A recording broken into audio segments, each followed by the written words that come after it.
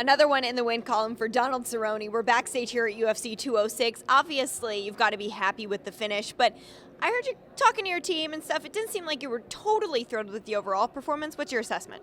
Yeah, I mean, I took some unanswered punches and didn't start and move, and I was really like on a 1-2 punch kind of deal, and weren't not deep volume punches like we've been practicing. And working with Gibson, he's a great dude, and we work a lot of deep combinations and sparring and training. But it seems like whenever I get here, I just freeze up, in the back, and we're still trying to figure it out. I don't have the recipe yet. Someday we will, but yeah, I could hear my corner calling for punch depth, and I didn't have it, and then I took some unanswered punches that were bad, and it was just things to work on, and I got a great team behind me, and yeah.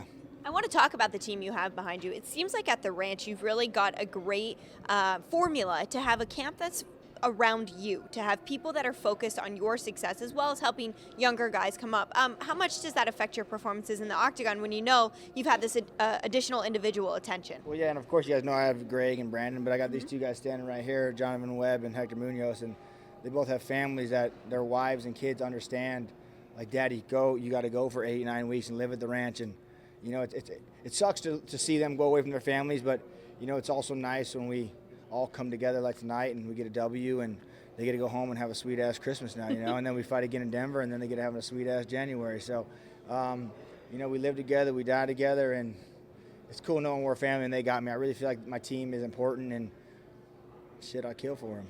And you go to Cabo with them. A lot of people are hating on it, but obviously you proved that that's successful. You have a different approach to fights. A lot of guys have to kind of lock themselves away and think of nothing but the fight, but you don't operate that way. Why is that? I don't know. I just, it's 90% mental here in fight week, 10% physical. All the hard work's done. So literally after Cabo, we didn't work out one time here. We drank beer. I mean, I can honestly say that proudly. We literally just hang out, and I don't know. It's fun. You drank beer because you're at 170 pounds. You're not cutting down to 155. I know originally when you were at 170, you talked a lot about, I'll go back and forth, but you are impressively fighting here at 170. It looks like you've made a home. Is that how you feel at welterweight? Yeah, I seen Pettis in the sauna, and I asked my guys, is that what I look like at 55? And they said, worse. And I said, oh, all right then. Fair enough. Yeah, so 170 will be your home. You keep talking about Denver. I know that's a card you want to be on. Don't know if the boss is going to allow that, but that is in January.